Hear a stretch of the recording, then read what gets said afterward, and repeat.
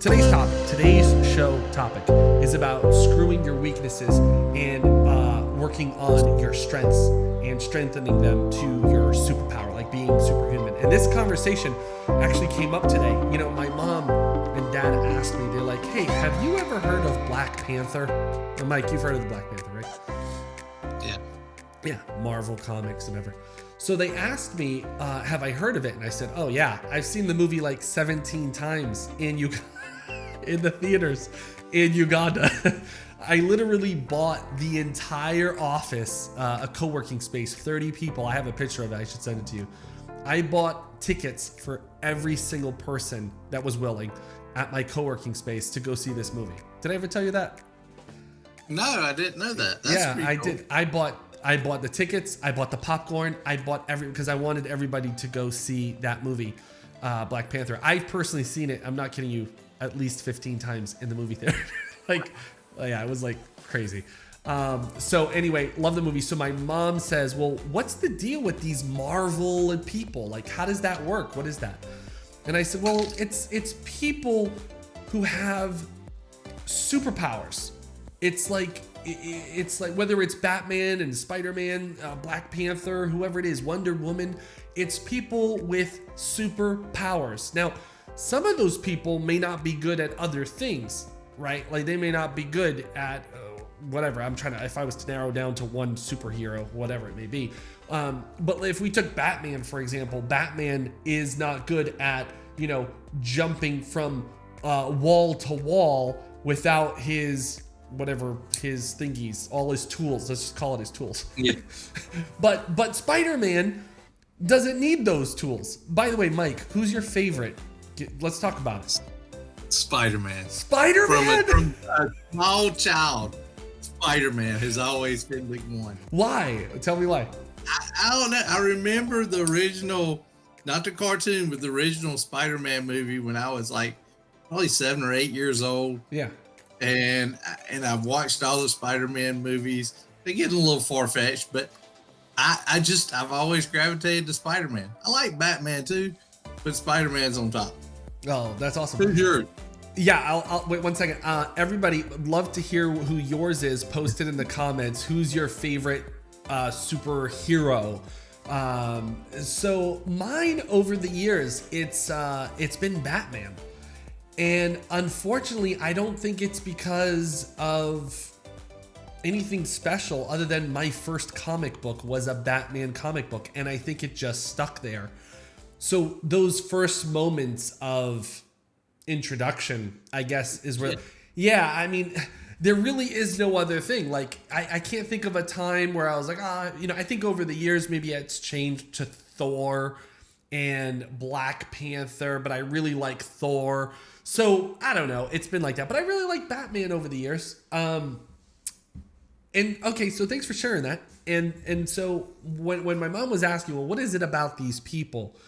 And I said, well, Mom, they got superpowers, right? So if you remember Superman back in the day, she remembers Superman. He would, go in the telephone booth. I think that's what it was. and he would come onto the telephone booth and with his whole his old robe and cape and all that stuff. And I said, yeah, so it's people who are really good at one particular thing, and they keep utilizing that strength that they have. Oh, you know who's another one? Like the X-Men, right? I grew up loving the X-Men. So we know, Wolverine has his claws out of his hands, and he can run really fast. Storm has the power of the storms. Yeah. Wind, whatever. Yeah. Yeah. We get the point here. Right. If we look at these X-Men, for example, I mean, basically they have one superpower, but they suck with other things, right? You need that one particular person to do that superpower.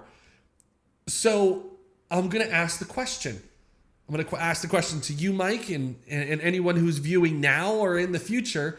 What is your superpower? Post what you think currently your superpower is.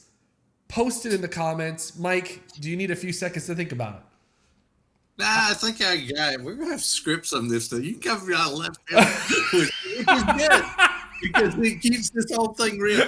Folks, this is real. We don't go over anything This is very real. prior to it. So yeah, it's true. I when it comes to real estate, I think negotiating, getting the deal more so. I'm probably stronger on getting the deal than selling the deal. But I like that aspect, the acquisition part. Yeah. So, and I'm pretty decent at that, I think. Yeah. So I guess that would be my quote unquote power. He's like, I guess so. I only close deals all the time, I guess. Well, yeah. So let me see. What would that? How would we summarize that? That would be, I don't know. I'm trying to think of what that would be like. Okay, so superpower being acquisitions. Okay, in that area, I would say, what would my Gift of gab, I guess. Gift of gab? The gift of gab, because you gotta talk and negotiate. Sometimes it's not about just the deal. It's like, talking about whatever. And that, I guess in my past history or my past life, I use that gift of gab to keep from, getting in fights and stuff sometimes. Yeah. Yeah. So that could be like your superpower right there, like the gift of gab. Like you just, build up conversation. I think you also have maybe that's like a mixture in there. People trust you pretty quickly. I don't know if that's a good thing or a bad thing. I might think it's a good thing.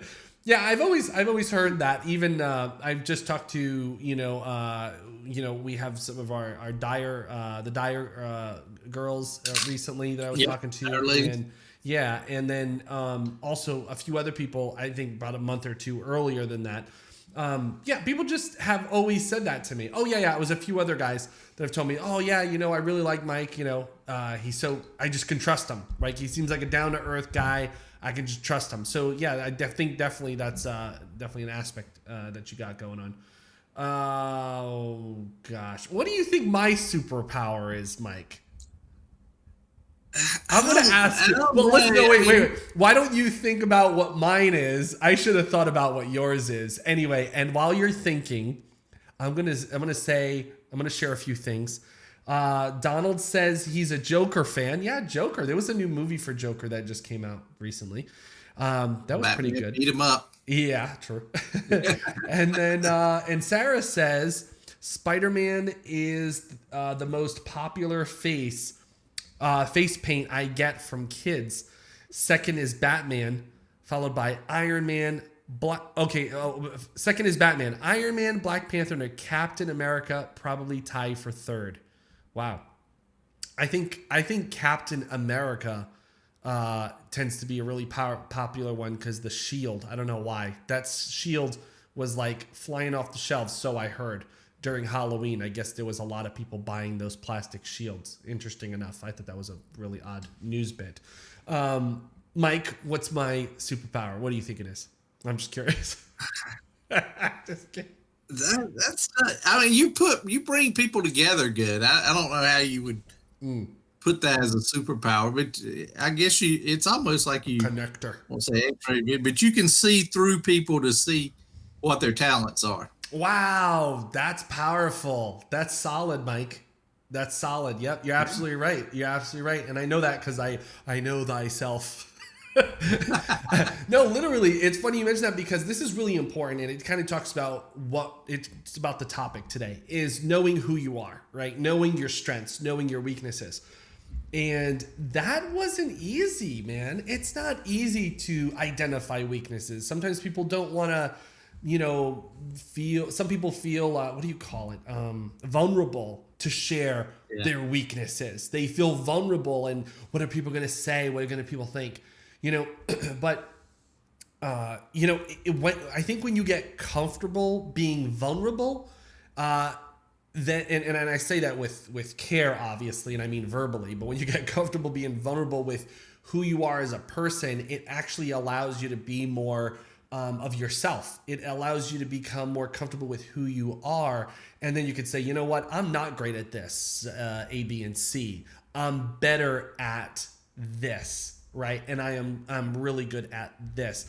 And it's funny you bring that up, Mike, because literally about a week and a half ago, I was having a meetup here. It's speaking of which, I started a weekly meetup, so bringing people together. And one of the gentlemen from Austria, he said the same thing. He said, Nathan, he stopped the meeting. He's like, Nathan, I just really want to tell you before we start this next meeting, I want to let you know that you are an amazing connector. If it wasn't for you, I wouldn't have gotten this connection, that connection, blah, blah, blah, blah, blah.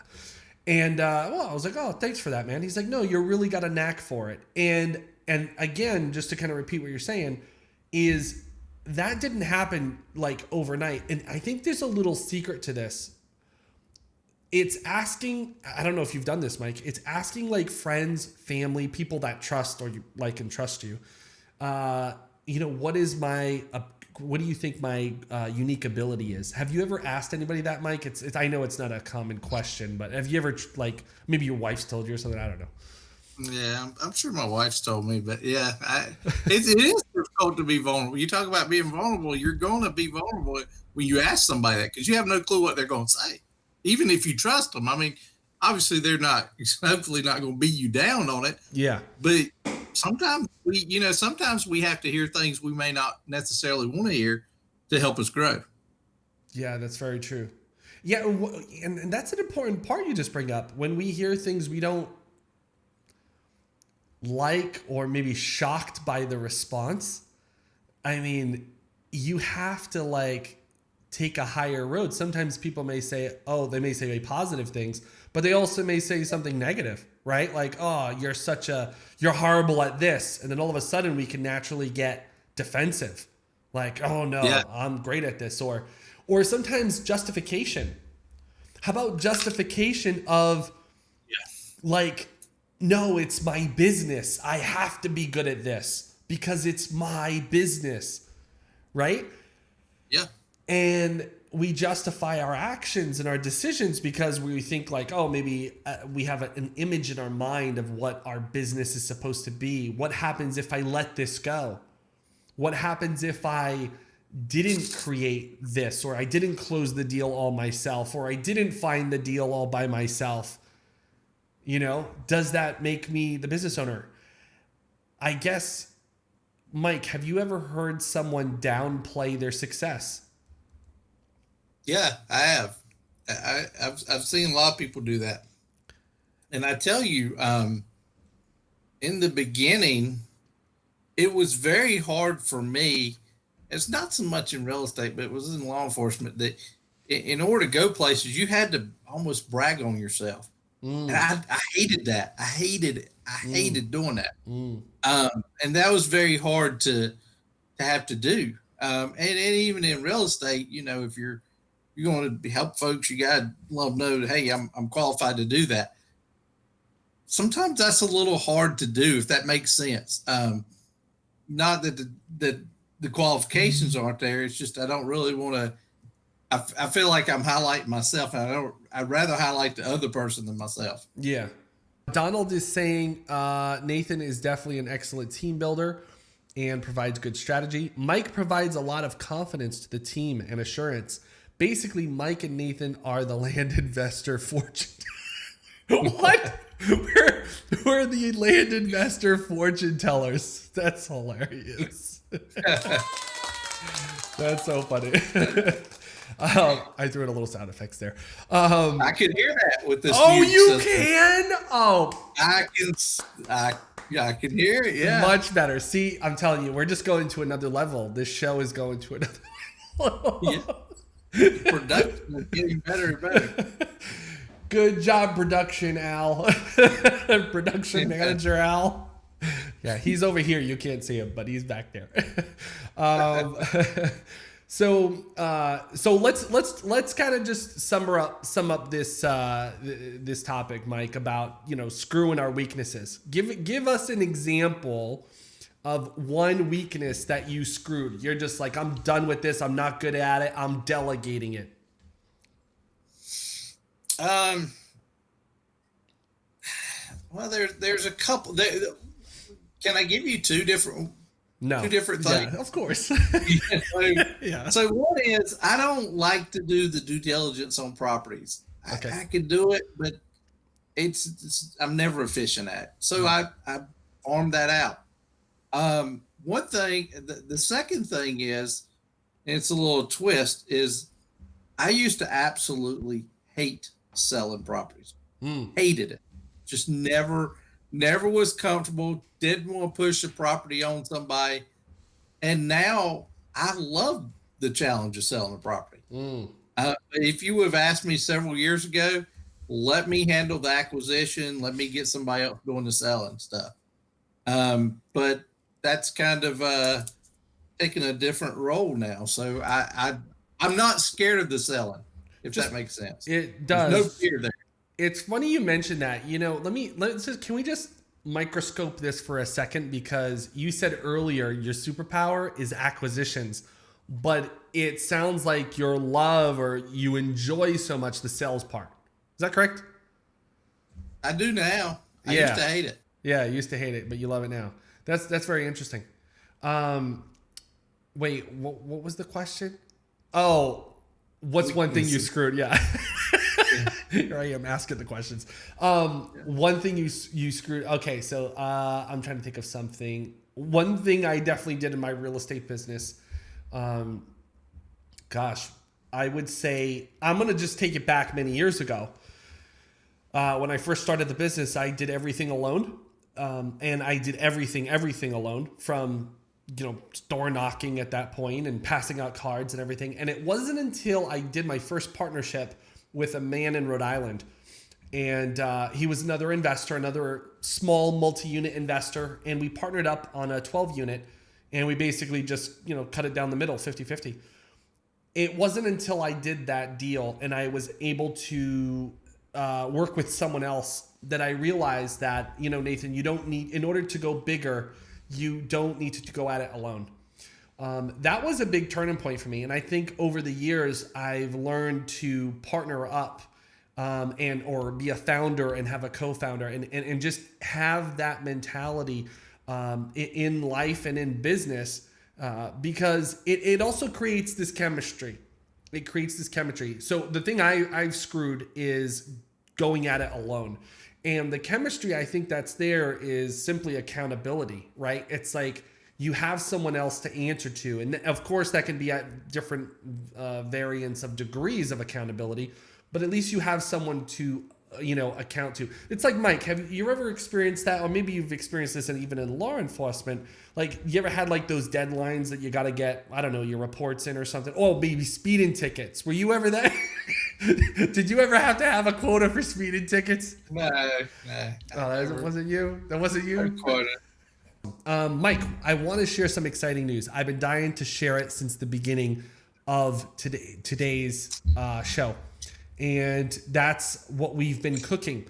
Some people don't know what we've been cooking. So we got to share what we've been cooking in the kitchen.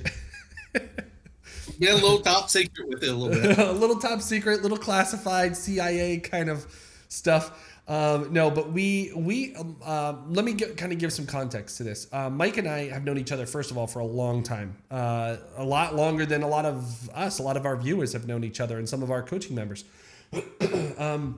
Mike and I, and speaking of partners, by the way, I know I just finished talking about that, but I remember, when Mike and I met, we were surrounded by a lot of other real estate investors, a lot of them. I mean, literally. And actually, Mike, we have a mutual friend that I partnered with that things didn't go so well. And Mike saw everything that happened there, and it didn't go well at all. It was just a failed deals or partnership. It just didn't go well. And Mike saw that. And actually, I saw a partnership with Mike that didn't go so well. So it's kind of interesting. Anyway, during that time, we found ourselves, here we are working together and growing and doing. And many of you are already in our coaching program. And some of you are not. Some of you are either maybe you're in another coaching program, or maybe you're going through a challenge, maybe like a 5-day or a 5-week challenge. Or maybe you're just getting started and going through a real estate training course or something like that. Or maybe you're not. Maybe this is the first time hearing about real estate and you've never been active in real estate before, but you want to. maybe you want to, and you want to know, what do I need to do? How do I get started doing this real estate investing business? But even on top of that, how do I do this business remotely from anywhere? Because as you can tell, Mike and I are not in the same room at all. We're not even in the same continent. we're not even in the same country. But we do this business literally from anywhere that we choose. Mike most of the time, he's over on the beach. And me, I like to stay in the confines of my office, but I live near a beach, so anyway, I've been saying, I share this with you guys because Mike and I have come together. Not only we've been coaching people for a long time, helping people change their lives through the power of accountability, through the dedication and, helping people identify their weaknesses, helping them build their strengths, telling them to stop doing that, right? Stop doing that weakness stuff. Stop doing that bad stuff. You're making this wrong decision, or, hey, don't do this, do this. Try this instead, right? So sometimes we'll gently push you. Sometimes we'll give you a real good kick in the butt virtually. Yeah. But we've been doing this for quite some time. And Mike and I said, we have a lot of our clients who have gone above and beyond. Okay. They are what we call scaling and automating. And that means they've gone to another level. So they're not newbies anymore. They're not just finding out how to get started in this business or just starting to build their real estate business. Okay. And knowing the basic ins and outs. So Mike and I and a good friend of ours decided to come together and start a mastermind. And Mike, I do want you to chat a little. I don't want to keep ranting here about the mastermind, but I do want to just set the premise here. You guys, well, let me share this. I remember 2 years ago, Mike, I'm going to share the short story of the Dyers for a second. Mike and I have some clients that we've worked with over the years, and I'll never forget where I was asked the question with our clients, and they said, Nate, if you were to go back in time in your real estate career, and I've been doing this for now like 15 years, what would you have done differently? And I said, well, I would have saved a lot of time and a lot of guessing and a lot of wasted searching if I had just started with a coach sooner and gotten into a mastermind faster than what I did. It took me 2 years to get into a coaching program that really helped propel me. It actually got me to do my first 2 deals. And it took me 3 years after that to get into a mastermind. And I think that was 5 years too long. And that was my response to them. And I know Mike has had experience in masterminds. And Mike, I want you to share what your experience has been in coaching, but in a mastermind yourself. Yeah, so most of you know, I really love the coaching aspect of it. That kind of is my why in life. But the mastermind aspect of it is that I like the coaching. I like people building their businesses, but it's no hidden secret that I want to continue to build my business. And as I scale it and build it, there's certain people's with my circle of investor friends, so to speak, that I pitch things with. But the fact of being in an organized group of like-minded investors that are, at that level of they don't have another, this is their career, they're running, it's a pretty well-oiled machine, but they want to take it to the next level. Sharing ideas that they've done, sharing ideas that I've done, and bringing that together is very helpful. And I'll be honest, Nathan, the first mastermind I went to, I had an opportunity to go to one. It's a very well-known one in the real estate world. Mm-hmm. And, I didn't know what to expect when I went to it, to be blatantly honest. And I was slap amazed. I mean, I was in a room with some big player folks that, I would have been scared to walk up to them on the street because of their stats, but they, to see them in that mastermind, let you talk about being vulnerable. You're vulnerable in that mastermind. They let down their guards. You saw who they really were. And they're very approachable. They shared, struggles, they shared successes. Sure. And from that time going to that, I thought, wow, You know, I want to always be part of something like that. Yeah. You know, it's a great accountability thing, and it's a great way to learn things about your company, about yourself, also, and building your company to be not just a part-time business, but a true company.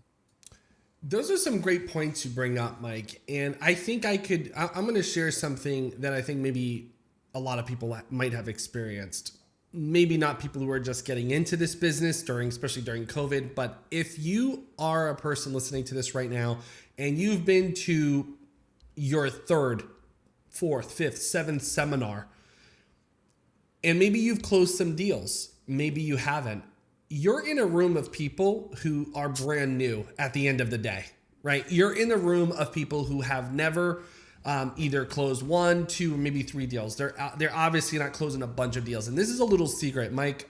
You probably know this, but the most savvy investors at any seminar are standing in the back of the room most of the time. And most of the time they get so antsy, they're sitting in the back, they come in for a few minutes and then they leave.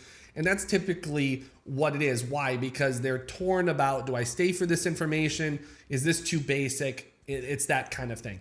And so I share that with you because there is a level that people grow to. So after you close so many deals, and this is what me and Mike have been discussing and seeing with our clients, we've been seeing so many people close so many deals. After a while, you're like, oh man, am I in the right room? And there's a secret to this. You never want to be the smartest person in a room, okay? You never want to be the smartest person in the room. You want to be around other people that are smarter than you. Mike shared this earlier. He's been in masterminds. I've been in masterminds. And when you get into a mastermind and you're not the smartest person in a room, you're like, whoa, all right, I got a lot of leveling up to do, right? It's like, okay, remember, Mike, do you remember? I know you and I didn't really participate in this, or I think I did. Maybe I did 10. Remember when Sarah challenged us to do the push-ups? And she's she's like, I did X many and someone else did X many. And then all of a sudden, you know, we got Nick who's like, I can do 200. We're like, whoa, right? And it's like, right, yeah, it's like, okay, I'm out, right? It's like that. It's like, imagine being in a room with someone who's closed more deals than you. And if you want to pursue that, you say, wow, how did you do that? How do you do that every day? What mindset do you get into? What is your daily operation look like? What do your processes and procedures look like? How do you do multiple deals in a week, in a month? How do you turn that many? And that's what a mastermind is, right? So you have your coaching to get you to scale to that higher amount. But after a while, you may not need a consistent coach always on your back. You may need more of like-minded or people who have done it bigger and more. And you want that, advisory role. And that's what a mastermind is all about. I'll never forget the most powerful moment. I want to share my most powerful moment at one of the masterminds I was going to. And I was in a mastermind for speakers, trainers, and authors at the time.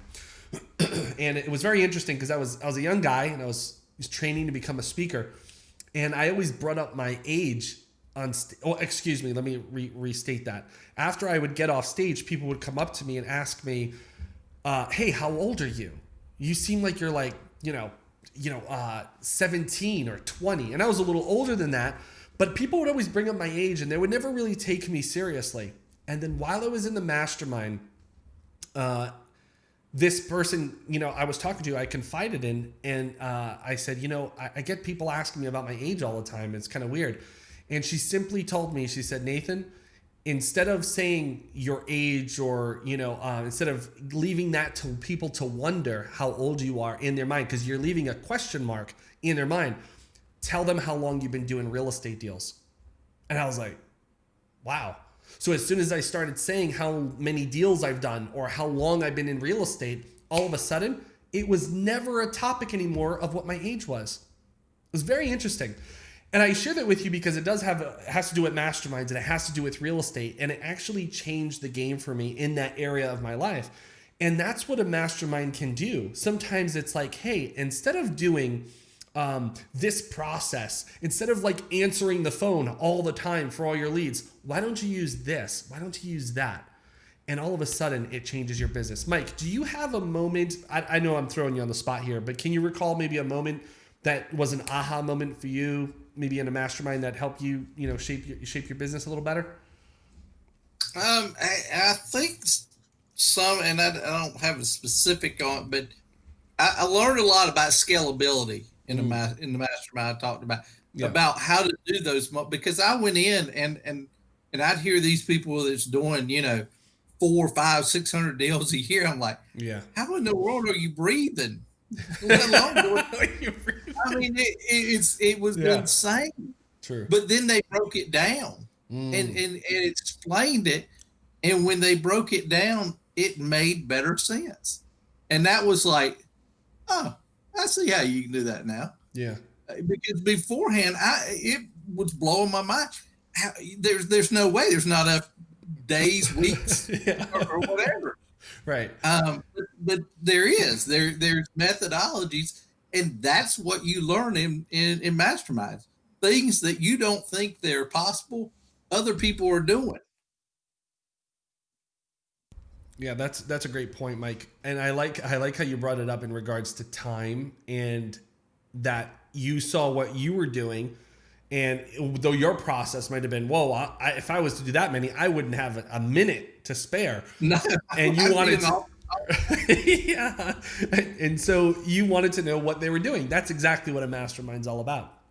So with that being said, on November 7th, I have that date right? November, right. On November 7th. Hunter Day. What is it? Hunter Day? It's Saturday. It's on Saturday.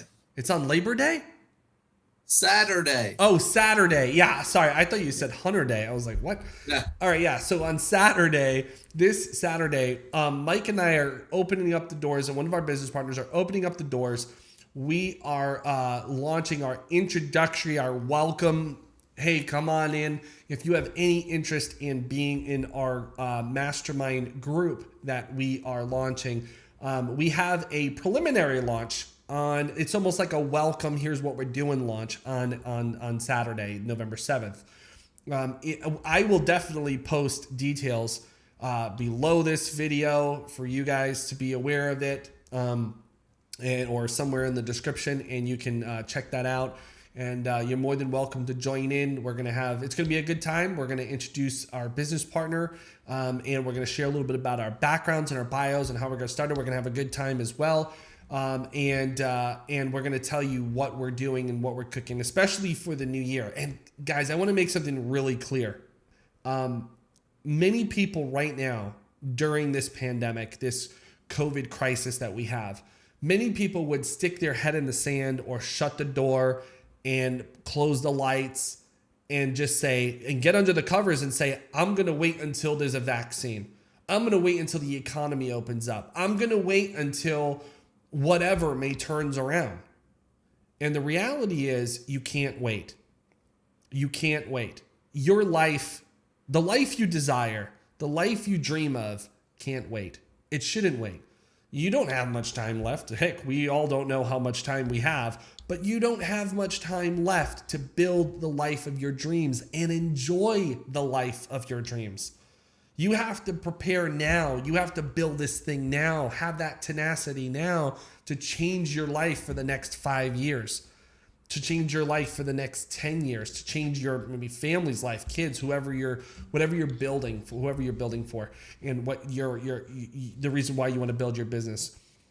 You have to, get deeper in that now. Now's not a time to panic. Now's not a time to be stuck in fear. Now's the time to get deeper. It's the time to identify the weaknesses. It's the time to identify what's not working. And it's the time to get vulnerable and say, you know what? Heck, I'm scared.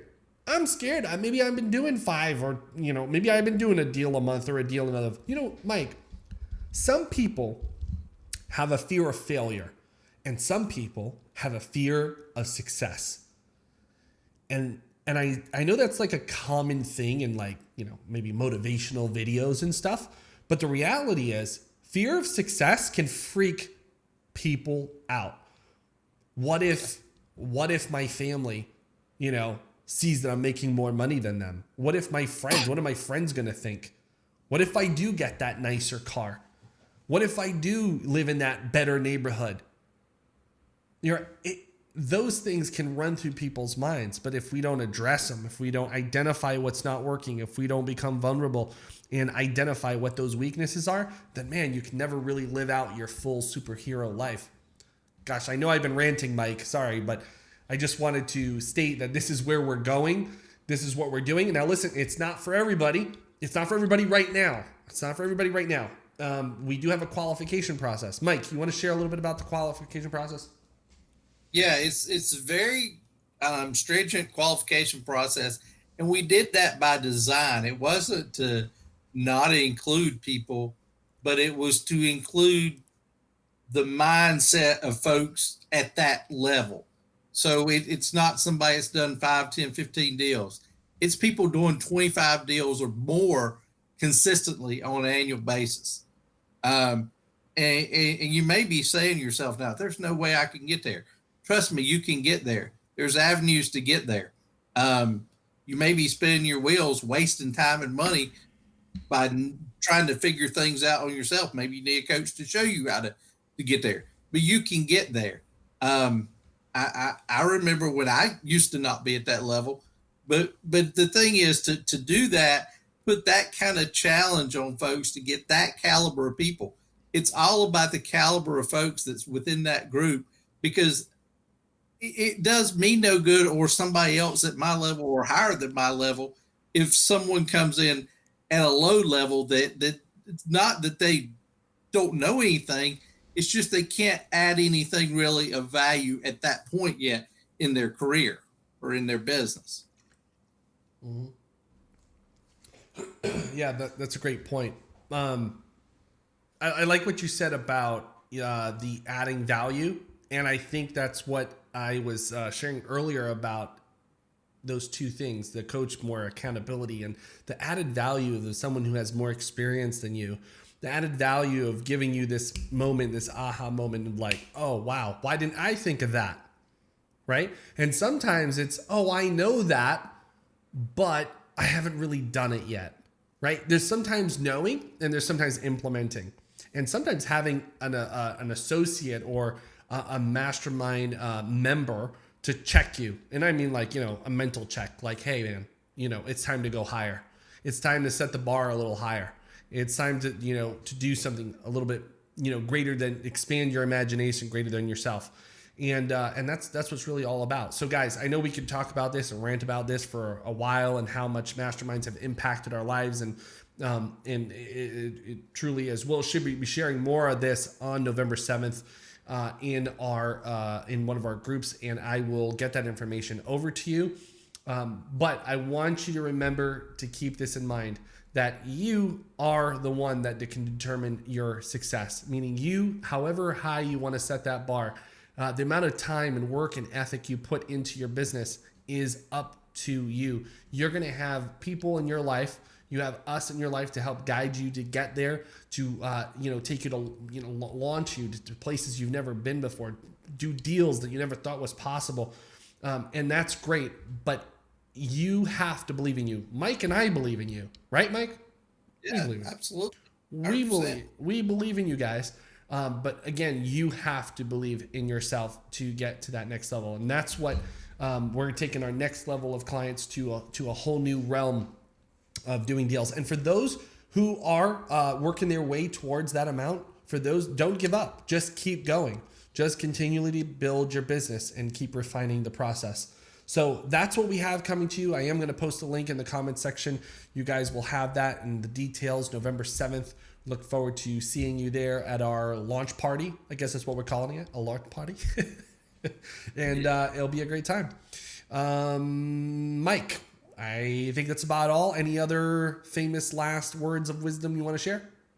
Well, just kind of to add to what you talk about in taking control and you determining where you're going in life. That's the thing. It's all about, you don't let someone else determine your success. You determine your own success. You choose your path. Don't let some stranger or some person at some company do it. You do it. Absolutely. You do it. Just do it. You do it. By the way, Mike, this is a new shirt. I'm just going to say, I know you're probably thinking, this guy wears the same damn shirts all the time. No. This is a new shirt. It's just the same color as the other shirt. I get you. I understand. Are you going to show your shirt today? Are you going to show your shirt? I'll show my it's a Trump shirt. It's a big day tomorrow. It's a big day. Tomorrow's the big day, so yes, I have the Trump shirt on today. History will be made tomorrow in some way. One way or another. Who knows where it's going to go, but it's going to be amazing. Awesome. Red, white, and blue all the way. All right. We'll see you guys soon. Thanks so much for joining into the No Fear show and No Fear Investing show. We'll see you next week. Mike, talk to you soon. See y'all.